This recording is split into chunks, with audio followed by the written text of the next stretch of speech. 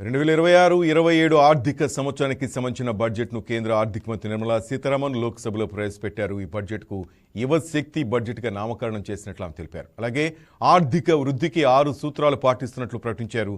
దేశ ఆర్థిక వ్యవస్థను మరింత వేగవంతం చేస్తూ సుస్థిరమైన వృద్ధిని సాధించేందుకు కేంద్ర ఆర్థిక మంత్రి నిర్మలా సీతారామన్ బడ్జెట్ 2026లో 6 కీలక రంగాలపై దృష్టి సారించారు. చిన్న మధ్య తరహా పరిశ్రమలను అంతర్జాతీయ స్థాయి ఛాంపియన్ ఎంఎస్ఎంఈలుగా తీర్చిదిద్దడం ఈ బడ్జెట్ ప్రధాన లక్ష్యమని మంత్రి తెలిపారు. వీటితో పాటు మౌలిక సదుపాయాల కల్పనకు భారీ ఊతం ఇవ్వడం, దేశ ఆర్థిక భద్రతా స్థిరత్వాన్ని దీర్ఘకాలంగా నిర్ధారించడం, అలాగే నగరాలను ఆర్థిక హబ్బులుగా తీర్చిదిద్దేందుకు సిటీ ఎకనామిక్ రీజియన్స్ను అభివృద్ధి చేయడం వంటి 6 సూత్రాలతో ఆర్థిక ప్రణాళికను రూపొందించినట్లు ఆమె వివరించారు. రైట్, ఇవాల్టి బడ్జెట్పై 2026-27 బడ్జెట్పై మనతో పాటు చర్చించడానికి ప్రముఖ చార్టెడ్ అకౌంటెంట్ సుధీర్ గారు మనతో పాటు లైవ్లో సిద్ధంగా ఉన్నారు. సుధీర్ గారు నమస్తే సార్. ఏంటి ఇవాల్టి బడ్జెట్, ఎవరికి మోదం ఎవరికి ఖేదం, అంటే ఎవరు హ్యాపీ ఎవరు సాడ్గా ఉన్నారు? జస్ట్ ఇప్పుడే మనకి నిర్మలా సీతారామన్ గారు బడ్జెట్ అనేది ప్రజెంటేషన్ చేశారు. After 1 hour of union budget part బిని ఇంట్రడ్యూస్ చేయడం జరిగింది. Which relates to income tax changes.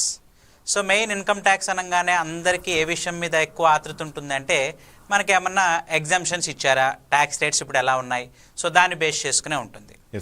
మొన్న 2025లో అంటే లాస్ట్ బడ్జెట్లో ఏవైతే ట్యాక్స్ రేట్స్ అనేది ఇంట్రడ్యూస్ చేశారో సేమ్ అవే ట్యాక్స్ రేట్స్ని ఇప్పుడు కూడా ఇంప్లిమెంటేషన్ చేద్దాము అని చెప్పి ఇంట్రడ్యూస్ చేశారు.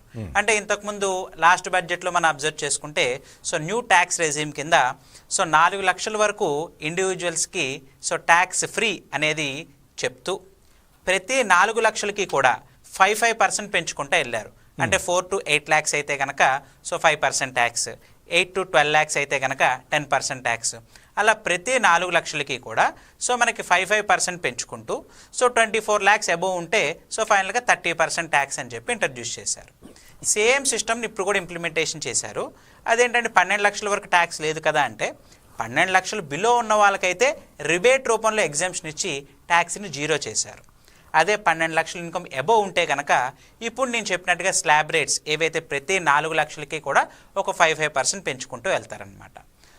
సేమ్ అదే ఆస్పెక్ట్ ఈ బడ్జెట్లో కూడా ట్యాక్స్ రేట్స్లో ఎటువంటి చేంజెస్ తీసుకురాలేదు.